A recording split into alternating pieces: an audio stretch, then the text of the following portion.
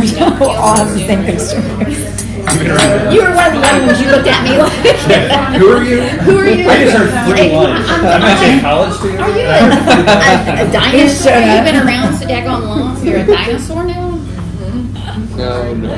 Yeah. They don't want to just advertise like just free lunch, and then you'd have this place to be packed with like 18, 19-year-old. Yeah. I know I would have been. I'd been like School's free right there, lunch. man. Yeah. Walking over here if it wasn't raining. Yeah. Right, shoot, even then. I just like to continue education. I'll take it, man. That's good. Especially free credit's like, all right. That's when you know you're older. It's not the lunch, it's the free credit. Yeah. It was a free credit. Good. Well, it's actually really good information. But I want to learn. These two are really good. These are going to be old Diet Cokes. All right. We have one over here. Do you want me to grab it or? No, you're fine. You're good. And Thank the you. other two. Thank you so much. One here. Awesome. Oh, there we go. Our camera?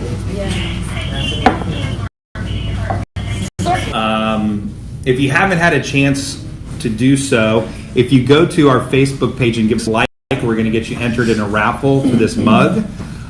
It's pretty easy. If you just go to your Facebook app on your phone and then just type in Elevate My Scores, give us a like on that page. We'll see it, and then we'll get you entered in that raffle for that. Another just a kind of piece of housekeeping. There are a lot of things at your place setting there. I know Jane left a notepad and a pen, which is awesome. But there's also an outline of the course here and some things that we'll refer to.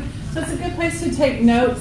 You're probably going to find things that you want to refer to later, like, oh, what's that thing that they told us about, that rental reporting or that secured credit card or whatever that. So there are links in here and some really good information. It's a great place to take notes. You also have our contact information. My business card is here. Like Chris said, he is back and forth between Texas and Colorado, but I'm the one who's here on a little bit more frequent basis. So you've got my contact information as well as a little bit more information about our company. So the class today is not to tell you about who our business, right? It's really to teach about credit, like Chris said. We want you to leave here with information that's going to help you and help your borrowers understand about how credit works in the mortgage world. But this is just good information, and then we can talk a little bit more about our business and how we can help you with our services after the class offline later. So, yeah. Yeah, that's everything. Okay, I think that's it. Yeah. Yeah, so we are live today on both Facebook and YouTube. So keep it clean. Just kidding. Get too rowdy. Yeah. So Jane, that's to you. All right. So let's open it and just talk a little bit about what is in a credit score, right? Most of us think of a credit score as a number that we remember. Maybe we see it on our phone or on our credit card bill, or our bank tells us, or we remember it from when we had to get credit pulled for something. But let's dive into a little bit about what that score means and kind of where it comes from, because that really tells you about what that score is going to do for you, right? So why do you see 3 different scores on the mortgage credit report? Now, I know that you may not get a lot of mortgage credit reports. I know Jane and her team, they see them, all day long, every day. We look at credit reports all day long, too. But why do you see 3 scores? You know the answer? It's okay to talk. Anybody ever looked at a mortgage credit report before? Yeah, and then it's the high, the median, and the low. Your lowest, your highest. Don't they usually use the median? It's called the mid score, Not yeah. the mid score. The median. So, have you ever heard of the reporting bureaus that that hold information about you? Yeah. You might know the names of them, and each one of those kind of generates that score. So one of them, there are 2 E's and 1 T. That's the shortcut, right? There's Experian. Did you know that one? The other E is TransUnion. Okay. So yeah, you should know that. So there's Equifax and Experian and TransUnion. The 3 credit reporting bureaus, and each of them hold information, and that information generates a credit score for you. And then on the mortgage credit report, they're going to look at the mid score. That's going to be the one in the middle, right? And that's how we get that. So they drop the high and the low, and then they look at the one in the middle. Now, why are those scores different, right? Why is there a high and a middle and a low? They're all scores about you, right? You're the one person. Why are those scores different? What do you think if you had to guess? Score you on different credit. Okay. Okay. People report it only to certain. Right, yes, okay. So not everybody reports to all the bureaus, right? So you might have a credit card that is reporting something to all 3 bureaus, right? And you layer that information, and then you might have a medical collection, and it's only reporting to TransUnion, right? So your TransUnion score might be a little bit lower than yours, right? So all of those overlapping things can cause some different information, and that different information is going to, generate different score. Another thing that we also see too is that credit cards can really affect differences in scores because they don't always report their information to the bureaus at the same time of the month. And what I mean by that is that you could have like a Capital One card and it might report to one bureau on the 1st, and then it might report to the other 2 bureaus on the 15th, okay? And whatever snapshot they take on the 1st versus the 15th, your credit card could really have a different balance, right? Yes, especially if it's one that you use. I see a lot of you nodding your heads, like you use your credit card and you charge it up with expenses and pay it off with your commission, that kind of thing, right? So depending on whether it was when you just made your payment or when you just paid all your bills, right? It could really generate a different score based on when it reports, okay? But the main reason why credit scores are so different, I think you were kind of getting to that too, that they look at different things, is the algorithms, okay? So an algorithm is just a big word that means that the algebra problem that they use to solve to figure out the credit score. So how are they going to formulate all those different things? What are they going to take into account in the formula, and what percentages? How do they weigh it, right? All of that. That's what we call the algorithm, okay? So there are over 100 different ways to compute a credit score. And I usually pause and kind of let that soak in there so everybody can go, wait, what? What did she just say? How many people thought there was just one way to compute a credit score? You thought there was at least a couple, right? Yeah. Not 100. 100. Well, there's 3 credit bureaus, so there'd be 3, right? But 100 different ways, right? It's just mind-boggling, right? So now, but when it comes to credit scoring, we always give a lot of clout to a FICO score. Would you agree? Yeah. So FICO has that clout because FICO scores are used in the majority of lending decisions, right? So they're the ones that really count for something, right? But did you know that even within FICO, there are 49 different FICO algorithms, right? So I've just told you now that a credit score is not necessarily a credit score, and a FICO score is not even really a FICO score. You have to be careful and know which FICO score you're looking at, right? So in the world of credit scoring and how all this goes together, it can create a lot of mistrust. People that this person, my friend told me this, and then that loan officer lady, she told me this, and then my realtor told me this, and none of it adds up. I just give up. I'm just going to rent forever, right? Have you ever seen someone with that frustration level with trying to figure out their credit score and what it means? Right. Absolutely. Now let's kind of circle back to FICO a little bit. FICO has the credibility that it does because FICO invented credit scoring. And what I mean by that, does anybody know what FICO stands for, what it means? They got the name FICO? No. No. Please. I'm going to take a guess. Take a guess. It's really Swag. hard. If you had to guess, what would it be? Federal inquiry. Everybody says federal. It Yeah. seems like that would be Financial. Financial. Financial. I don't like financial. Yeah. It's named for 2 gentlemen, Mr. Fair and Mr. Isaac. It's the Fair Isaac Corporation is how they get FICO. F Fair I Isaac Co. Fair Isaac Corporation.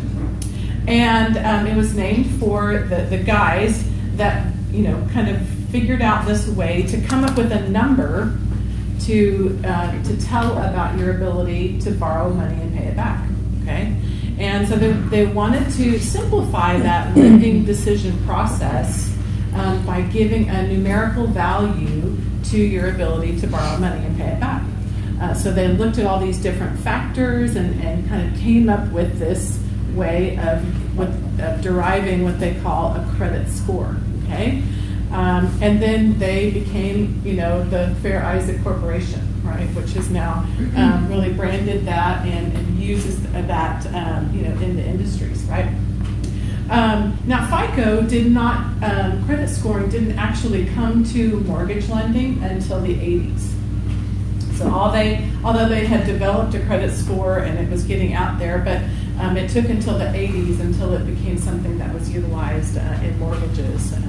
Now, like when our parents bought their first home back in the 70s, they brought a box with their tax returns and their pay stubs and their bills and everything, their bank statements, and that's what the bank would use to decide to, if they would look at what they earned and what their debts are, and that's what would determine, what would whether they would get the loan or not. So it's a little bit different process now that we have this number that can tell you what that means, right? But the reason why we're talking about this and telling you, kind of how credit scoring came to be and what it means, and that there are so many different algorithms out there, is because of that mistrust that we talked about, right? And there's so many different ways to see your credit score, and depending on the source of the score can really determine what that score will do for you. Now, within the 49 different FICO algorithms, 9 of those are mortgage algorithms, okay? So there are 9 mortgage FICO algorithms, right? But then only 3 of those 9 are the ones that are used today in mortgage lending. They're called Fair Isaac version 2, Classic 04, and Beacon 50. Those are the names of those algorithms, okay? So when Jane's pulling a mortgage credit report, those algorithms are the ones that are used today, okay? And the thing about getting that mortgage credit score is that you can't really dial that up on your phone, okay? You can't. The only way to get that is from a loan officer. How many people look at their credit score on their phone? What apps do you guys usually use? Credit Karma. Credit Karma. Princess Oh, E, yeah. Credit My Karma. My bank. Your bank. Yeah, Wells Fargo, myfico.com. Now, the one thing about MyFICO is, I don't know how much you've looked into it. If you just see the splash page that's there, it's going to show you the same credit score that like Capital One's CreditWise will show, and some of the other ones. But if you dig deeper on MyFICO, it'll actually show you different scores for the different industries. That's the one advantage of MyFICO, but it is pretty pricey to use. And it doesn't give you a whole new credit report very often, but it does update your score so you can see it. And Credit Karma, and that's one of the biggest things that we try to get the point across, is Credit Karma is using what's called a Vantage score. So Vantage, where did that come from? So the 3 credit bureaus got together, and back in 2006, they said, hey, we're going to completely redo the way credit scoring is done. So they came up with what we know as Vantage. Has anybody heard of that Vantage term 4? Okay. There's 3 iterations of Vantage right now. We're on the 3rd iteration of that. But when they came out with Vantage, where they said we're going to redo everything, and they came up with like this tier system, A, B, C, D credit levels. The range was from a 500 to a 990. Does anybody know what a mortgage FICO score goes up to? The top score? 850. So there's a big difference, right? So the top of that first iteration of Vantage was a 990, and the top of a mortgage score is an 850. Now they've changed that. The 3rd iteration, the 3.0 version of Vantage does have the same range as a mortgage credit score, but they're still a lot different. They're typically about 30 to 40 points higher. Is that what you guys see? About 30 to 40 points higher, the Vantage score over a FICO score. Yeah. And if you're in Credit Karma and you scroll down to the bottom of the page where all the legal disclosures are, it will tell you that the score was computed using Vantage 3.0. It'll tell you at there, so you can know, oh, well, that's a Vantage score. And like Chris said, the big takeaway there is that Vantage score that's used on the internet in so many different ways is about 30 to 40 points higher than a mortgage credit score. And why is that? And it's because it's a consumer score. It's not. It's an informational score. It's not a lending score. That's kind of a basic way to describe it. A realtor yesterday had a great analogy. He said it's like, getting an MLS information, No, MLS. MLS information versus Zillow. Different. MLS versus Zillow. Like Zillow has this, information that's not really quite accurate, but MLS is a little bit more accurate. I like to describe it as that a mortgage score is designed to calculate the risk of borrowing that much money, right? And that it's probably the most amount of money most people will ever borrow when they're going to buy a house. And so the credit score looks at different things accordingly, and that's why it's not the same as that Credit Karma score. But when Vantage first came out, the purpose of it was to be a lending score. But what happened was FICO ended up suing, because they didn't include FICO in that equation. FICO ended up suing the three credit bureaus over it, because they were the ones that were putting together Vantage. It was spearheaded by Experian, saying, well, if the bureaus do the credit scoring algorithms and control all the information, then it's a monopoly on the credit. So their argument was there should be a separation, and they ultimately won that. So the Vantage originally was supposed to be a lending credit score, but it never will be, because FICO won that lawsuit. So FICO is still the law of the land, and FICO is used in 90% of all lending decisions. But why is this important to you sitting here? Now, it's cool to know about credit, but why is it important to you as realtors? Because you guys, it's your customers. You're the ones on the front lines with these customers, not us, and in some cases not even Jane. It's you guys that are there. You're the shoulder that they cry on when they can't get qualified for that home loan, right? Mm-hmm. So if you can explain to them and get them to understand, look, before we start this process, it's great that you just showed me your phone and it says that you're a 630 on your Credit Karma app, but this bald-headed dude came into College Station and told me that that's not right, and that we probably need to look and have an actual mortgage credit report pulled. So that I think that's the most important thing. And there was actually a story yesterday, one of the realtors that was there, that they were trying to do, it wasn't a loan, they were trying to get somebody qualified for a lease property, and the person's like, well, you said I need to be a 560, and it says I'm 560 right here. And then when they pulled their credit scoring app or credit score through their service, and I don't think it was a mortgage score. It was actually using a FICO 2 score, which I don't think is FICO version 2. We're doing some research on that. But anyways, they pulled up through the rental property software a credit score that was actually a 490. So it was 70 points different than what they were seeing. Now, the other thing, too, is Credit Karma doesn't show Experian, and they were pulling an Experian report. So their Experian report was a 490, but then I guess the highest of the two scores on Credit Karma was a 560, so that's why there was probably a pretty big delta there. But the bottom line is the client was really upset that was trying to get into this rental property because they thought their credit scores were a lot better than they really were. And that's really the biggest thing that you guys can translate to your clients. Like, well, I don't care that your CreditWise app says this or your Credit Karma app says this. The one that matters is the credit report that the mortgage company is going to pull. In this case, it would be Jane. So, and a couple differences.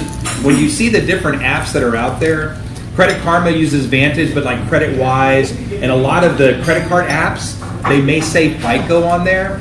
But even within FICO, because we mentioned FICO has 49 different algorithms, it's most of the time it's using either FICO 8 or FICO 9, which FICO 8 and FICO 9 are still still not those algorithms that we talked about. They're not mortgage-based algorithms. So,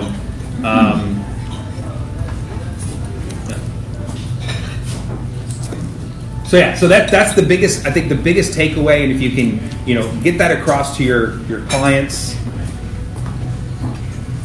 Is that mine? Yes. Okay. Make sure everyone gets one. All right. Oh, and don't bring me a sandwich. No sandwich? Yeah. I'm gluten free, so I can't eat a sandwich. Does that improve your score? It does not. It helps me stay away from bread, though. Yeah. Any questions about that? Yeah, makes sense. All right. So the mortgage FICO scoring model has 5 sections to it, and we're going to break down each section, talk about it individually and how it impacts the overall score, because there's a lot to learn in how each section can impact the overall score. So the largest percentage of the mortgage FICO's credit score is 35%, which is payment history. So this is where all the payment history of your open and active accounts is calculated, okay? So that's everything that you're currently making payments on, like your mortgage, your car loan, your student loan, your boat loan, your credit cards, everything that is open that you're making payments on is calculated here, okay? So an important part of that is months of review, okay? So every time you make a payment on something, you are ticking up that number, months of review. So 1, 2, 3, 4, 5, 6 months, 7 months, 24 months, 48 months, 72 months, however many months that you're making payments on that. And that the greater that number, a student loan that you pay on for 10 years, although it's frustrating to have that bill for 10 years, that could really help to benefit your credit score. How many of you have ever experienced paying something off, like your student loan, your car loan, and then your credit score drops? Yep. Yeah. Okay. Right. Oh, on your house, yeah. And so that's a great financial accomplishment, right? Paying off that thing, right? But then your credit score goes down. What's up with that? So that's one of the things about credit scoring and financial decisions, and that are just almost opposite sometimes. So that is really confusing. But that also explains why Jane's going to tell your borrowers, do not pay off your car loans, right, after they get pre-approved for the mortgage, right? Because she doesn't want the credit score to drop. And she knows that is benefiting the credit score there. The other part about the 35% section here is that this is also where all of your negative information is calculated. So anything negative on your credit report, like a late payment, a collection, bankruptcy, charge-off, tax liens, anything that is derogatory is calculated in this section, which kind of explains why when you have one late payment on your car loan, your credit score could drop sometimes 90, 100 points, depending on what else is out there, in the average, right? Anything else you want to add here? Payment history, yeah, it's pretty simple. I mean, this is also where all your negative information lives too. Yeah. It gets calculated here in this section. But it's so when the big takeaway, so when Jane pulls a credit report and on there is that months reviewed, and it's really important to know that is what really calculates here into this score. And I think that it kind of draws a distinction between installment loans and revolving loans, and we'll talk about that here in a second. But this is really where your installment loans kind of are going to get their biggest bang for their buck here in this payment history section by the number of payments that you're making on it.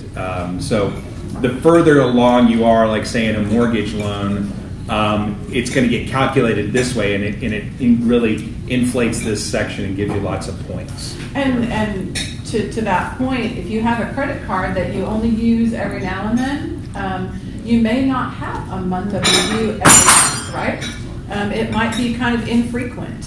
So that credit card account might benefit your credit score really well in other sections, of the scoring model, but in this section, it may not be as much as it could be if you had a little bit of regular activity on it, right? So if you have a card you don't use all the time, maybe just put a little trickle of something like your Netflix bill or your Disney Plus bill on the credit card, right? That's what everybody's talking about today, right? Did you take Disney Plus, right?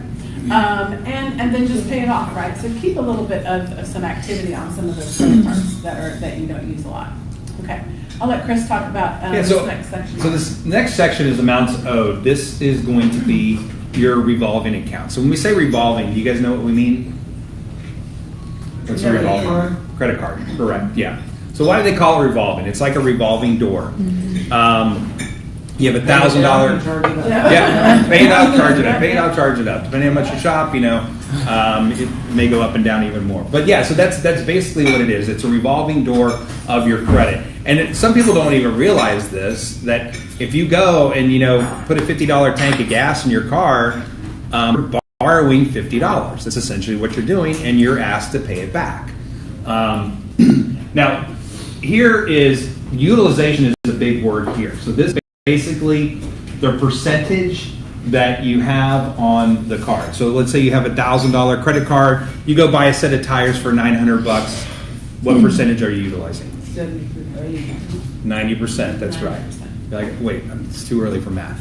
Now, if I were to take that same card and pay it down to $300, I'm utilizing 30%, right?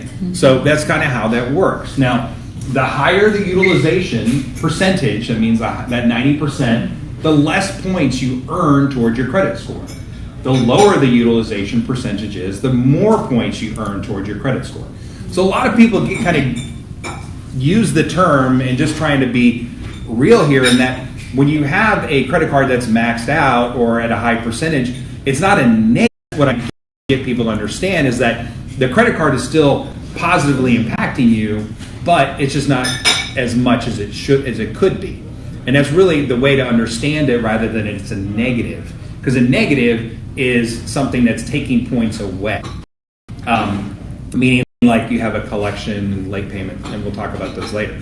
So now, but at 90% utilization, those less points, you're only earning 10% of the points that you could possibly be earning towards your credit score. Now, if you pay that card down to 30%, like we talked about, well, you're only losing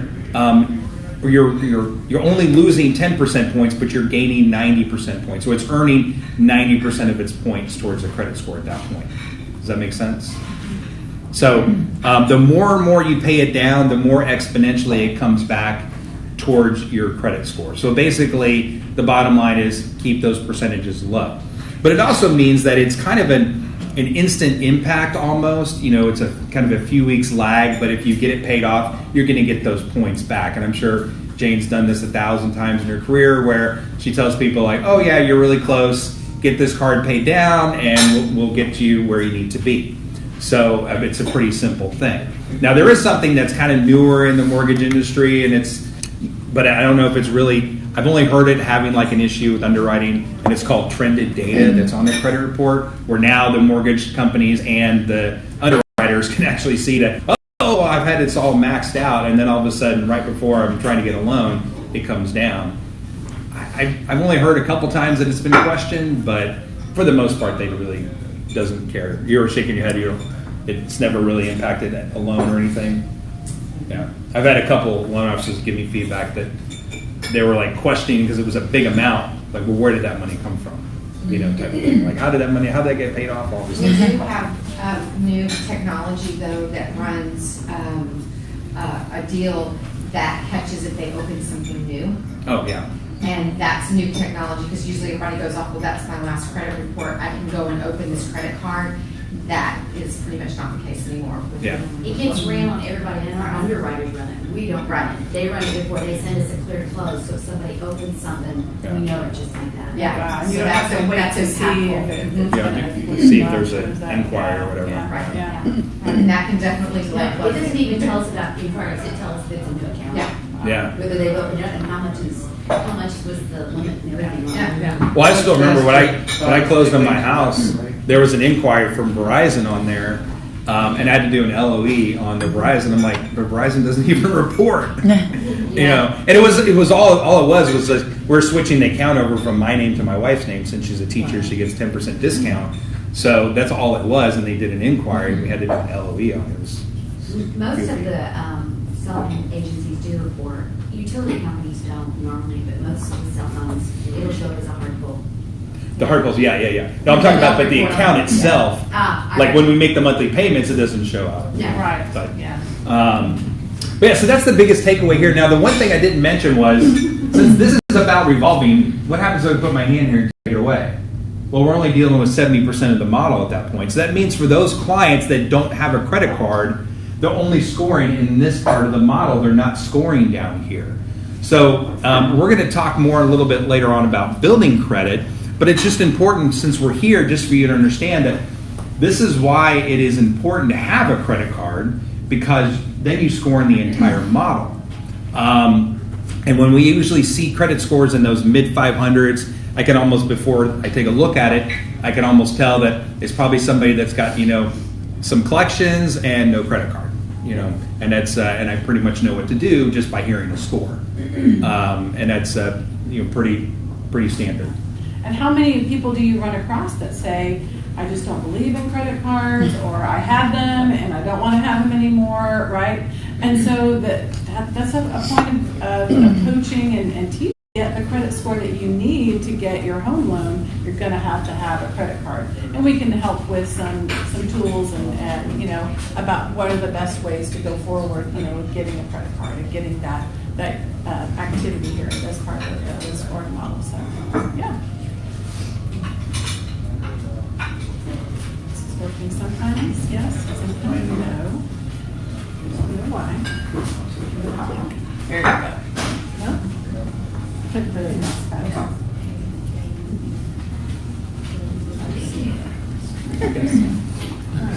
I went to sleep. I had to wake it up. All right. The next section of the scoring model is length of history. So 15% of your credit score is the length of time, an average, just a straight up average of all of your open and active accounts. Okay. In order to maximize this section, you need 25 years of average credit history, right? That's a lot, right? So now this includes installment and revolving, so it includes your mortgage, your car payment, student loans, credit cards. But installment loans you tend to have for a short period of time and then pay them off. Even a mortgage, right? Pay off after 15 years or 30 years, but a lot of folks could have a credit card potentially for even longer than that mortgage, right? Some of the uber high credit scores that we see are from people that have a Sears credit card from 1978 or or an American Express card, or a BP gas card, right? So they have that really long length of history that's maximizing this section for them, right? Now, one way to kind of, I don't want to say manipulate, but to kind of add some activity here would be using something that we call authorized user status. Have you ever heard of that before? Authorized user? So an authorized user is someone who is granted using rights for that account, and then the information from that credit card reflects onto the other person's credit report, so that the user's credit report, okay? It's not a street, so if you're giving access to someone to be your authorized user and they have bad credit, you're not going to get infected by their bad credit or something like that. It doesn't work that way. It's not a virus. But no. Yeah. But it's a good way for mom or dad to give their 20-year-old kid some credit history, so they can go out and get their first utility account or their first cell phone bill on their own or their own credit card, and build their own credit without having to start from ground zero, right? But it can be really helpful in some credit coaching that we do sometimes, where we look at a situation, maybe a husband and wife. Husband doesn't really have a lot of credit. The wife's got great credit, and she can add him as an authorized user, and then the scores really go up because they're generating, length of history and some other, parts of the scoring model as well, right? This is where we talk about thin credit files versus thick credit files, depth of credit. So if you only have 1 or 2 accounts on your credit report, and then you go to open up a new account that has 0 length of history, you cut down your average, right? Let's say you had 1 credit card that you've had for 10 years, right? And that's the only thing that you have on your credit report. And then you're down at Kohl's. Yeah, you all start laughing, right? Because they talk you into, getting the card to buy the thing with the coupon, and okay, fine. But now, yes, I know, right? But then what you've done, now you have 2 open accounts, and your length is still 10 years, right? So your average just got cut in half, right? With opening that new credit card. So if you had a few things stacked on your credit report, 3 or 4, then when you did really need the credit, not because you wanted it, but because you really need the credit, if you need to open new credit for an appliance or furniture or remodel or whatever, then it's not going to really adversely affect the average because you have some more things stacked on the report. Does that make sense? We get asked a lot too about closing accounts. Like, well, I heard it was bad to close an account, or or I really want to close this account because this looked right. So the answer is it depends. Okay. So if you're closing down your oldest account because the customer service is terrible or whatever, and you really want to make that emotional decision, right? Think twice, because like I said, if that's your oldest thing, that's going to make the average a lot lower and lower your score here. On the reverse of that, if you're closing something that's your newest account, right, it could potentially raise your average. So, there's no hard and fast answer to that, right? It depends, right? And that's why it's good to talk to someone like us or Jane or whatever, and see what they think about the big picture. So another thing to go back to length of credit history, since we're here in home of Texas A&M, best university in the world, but talk about student loans. So one thing that is kind of a little trick here, also about lengthening credit history, I've done with a few people before, is when you have somebody that puts a student loan in deferment, and that happens a lot. It actually takes it out of the scoring model. People don't realize that. I've had people actually go in and make a payment on that student loan. If I see that the student loan's got a lot of history, but it's in the deferment, and if they go back and make a payment on it and make a few payments, then it starts reporting again. It gets that credit history back into the scoring model and thus raises the credit score. So another little trick to help lengthen their credit history. I'm full of lots of little tricks. He's a tricky guy. Okay. It's best to have a good mix of different types of credit account types, so you can have too much of a good thing. The ideal picture here is 3 revolving accounts for 1 installment loan. That balance is the most ideal situation. Okay. Now, your score can be negatively impacted if you have too many of certain kinds of accounts, okay? If you have too many store accounts, okay?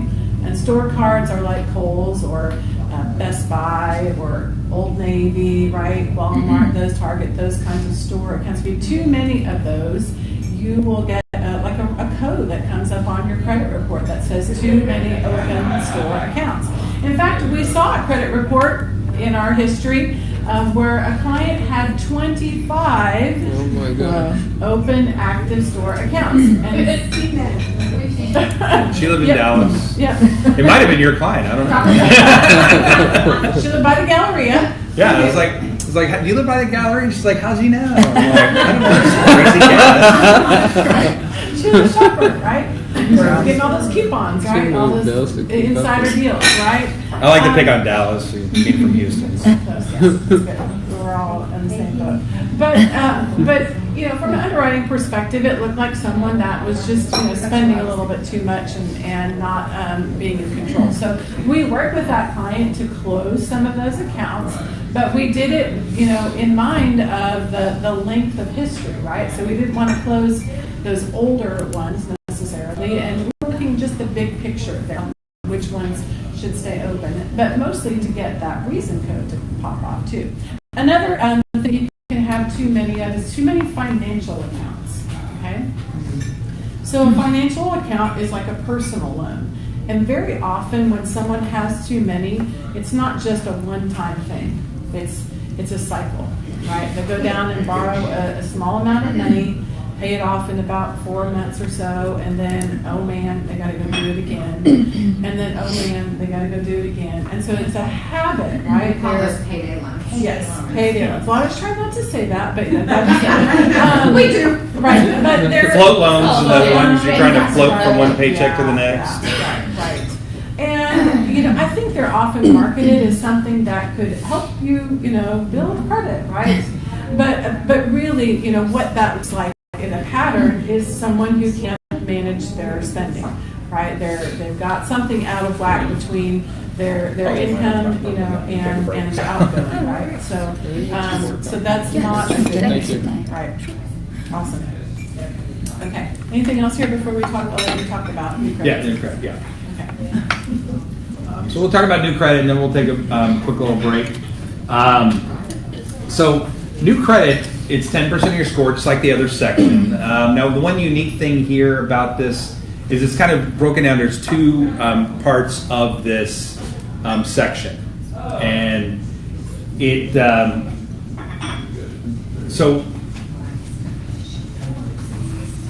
The first part is anytime you open up a new account, you lose points initially for opening up that new account. We kind of talked about that, just recently about, the new software that kind of looks and sees if you open up new accounts. But there's other negative things that can happen for opening up a new account. Now, from a underwriting standpoint, they want to know, like, hey, do you have like a new $1,000 truck payment we didn't know about, and including your DTI, or did you just go out and buy a bunch of washer, dryer, and that kind of stuff for your new home, and all that has to be included in the debt to income ratio, right?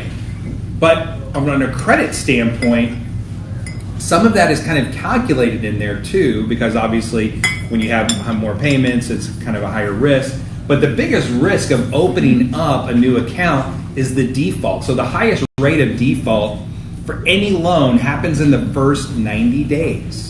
Okay.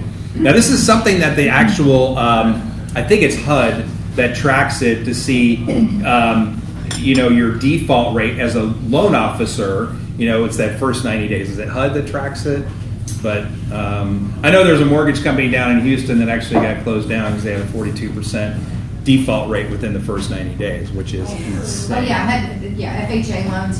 We do FHA, get we can get audited. Yeah. If we have too many defaults, we can actually lose the right to be able to do FHA loans. That's correct. So Up to 2 years. yeah. Do you remember? Which mortgage company I'm talking about? Houston. They got closed down for that. No. Yeah, Allied Home Mortgage. It was like Allied. I've never heard of it. Yeah, they were like, it was like maybe 7 years ago. I remember because I met with the owner up in Dallas. No, it was in Houston. Yeah, I met with the owner, and then it was like a couple years later. It was like all over the news. They had it like. I know that guy. But it was a big deal when it happened. But they track that. Well, why do they track that? Because that's when the highest rate of default happens. And it's basically, we talked about it yesterday, and I didn't even think about it because when you get a mortgage, like you don't have a payment for 60 days. So how do you really default in 90 days on a home loan? That means you basically get a loan. You just don't make a payment. I had it. You have one? We had one that never made a payment. He never made a payment. Never made a payment. Yeah. And then found out he committed fraud. So. But that's why. So that is why that's factored into the scoring model. Anytime you open up a new account, you lose points initially, and it could be about 20 to 30 points. And I think, again, going back to why is that important? I think it's one of those things that people get upset about.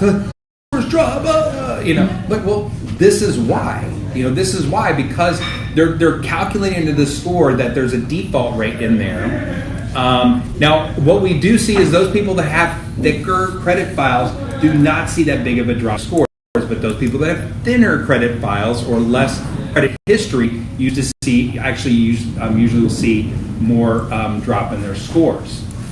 But you get those points back in about 90 to 120 days. Now, when Jane actually pulls a credit report, there's something on there called reason codes or factor codes, and one of them is the factor code is factor code 14, and it says length of time since account has been established. And when I look at a mortgage credit report and I see that on there, I'm looking for that new account that's on there because I know that there's something that's bringing that score down. Okay. Now, the other thing that impacts your score here is an inquiry. Now, there's two types of inquiries, hard versus soft.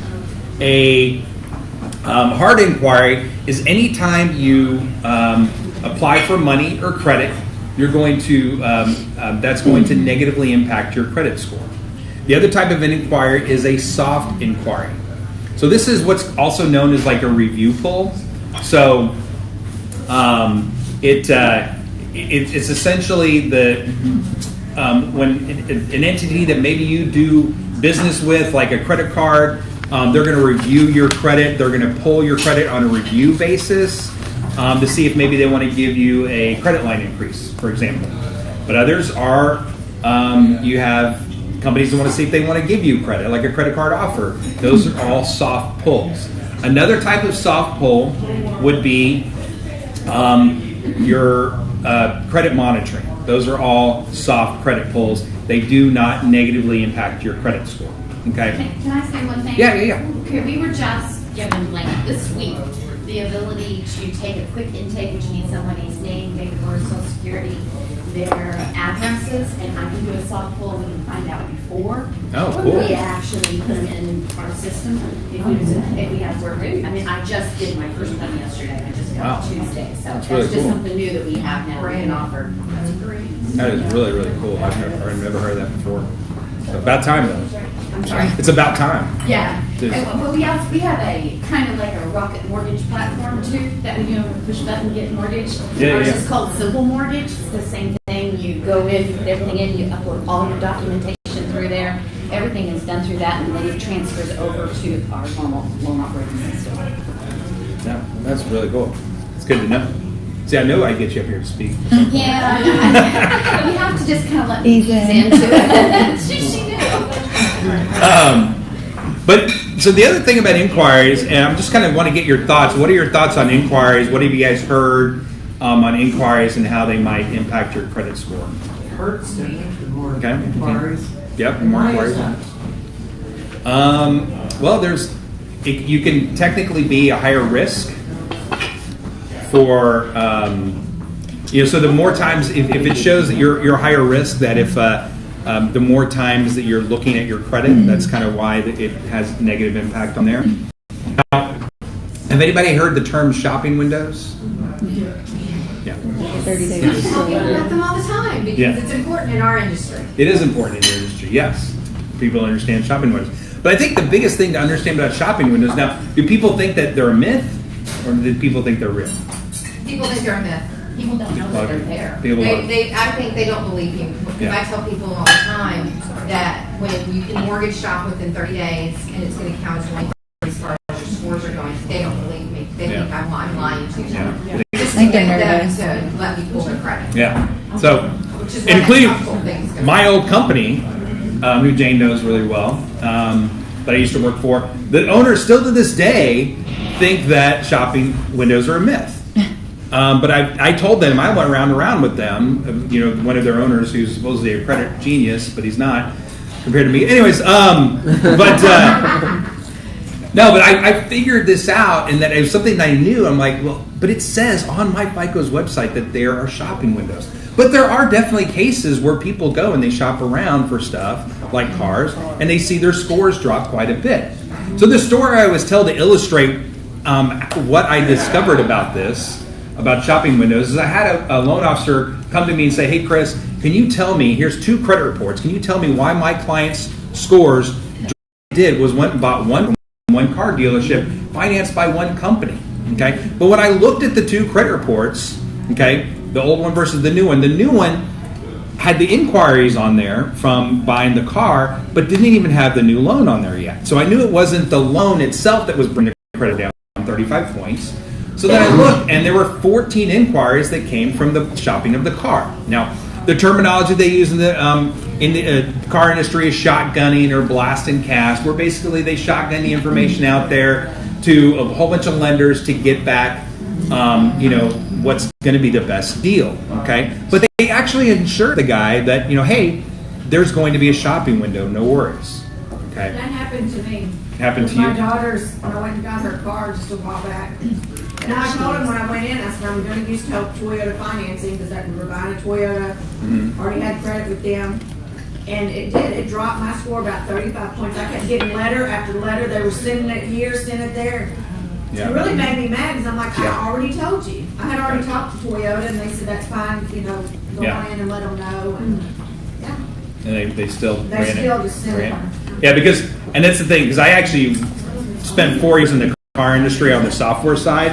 I worked for a little company here in College Station called UCS, which is now Reynolds and Reynolds. Yeah, that's what I was saying. Some of it's automated. Yeah. Well, I worked there back when it was UCS, and now it's Reynolds and Reynolds. But I spent 4 years of my life doing that. Works here too. Oh, you did? Yeah. So I was like, I forgot. Yeah. But it was kind of a, when I first graduated at A&M, it was like they were really recruiting, but I didn't work for them right away. I went and did something else for a year and a half, and then eventually went and worked for them off of their Hollister location down in Houston. So, but anyways, I learned a lot about the car industry, and one thing I learned was, there's certain buttons you can click, and if you don't unclick them and you hit send, then it's probably going to send it the same way they send everything else, and that's probably what happened to you. Is they sent it just random and they shotgunned it. But when I looked at the 2 credit reports and I saw the 14 on there, it actually showed, not every mortgage credit report shows you this, but this one actually did show the type of inquiry. And of those 14, 4 of them showed up as auto, the other 10 showed up as financial. Okay, so the different types of loans that have shopping windows are home, auto, student loan or education, but not financial. Well, why is that? So we talked about, why is an inquiry a risk? So if you're going around and trying to get a bunch of float loans, payday loans, things like that, and they're hitting your credit as financial loans, that's a risk. If I go to, Post Oak Mall and I decide to, apply for every single credit card in that mall, well, that's a risk, okay? That means I'm opening myself up to a big financial risk by doing that. So that's why it negatively impacts your score. But if I'm going to shop for a home, that's not a financial risk. That's normal. Okay? If I'm going to shop for a car, that's not a financial risk. That's normal. Same thing with student loan. Now, it's not as a big deal with student loans now since the government took it over, but it used to be, but it's still built into the model. But in the case where the information gets sent, it just didn't get coded correctly. Now, my thought is that when you go to when you finance through like Toyota, it's going to get sent correctly because guess what? That's all they do is they just do cars. So it's going to get sent to the bureaus as an auto pull. But he financed through Ally Financial. Well, guess what? Ally Financial does a lot of other stuff besides just auto loans. And so it got sent. So that one, for instance, got sent as financial. Then from 6 months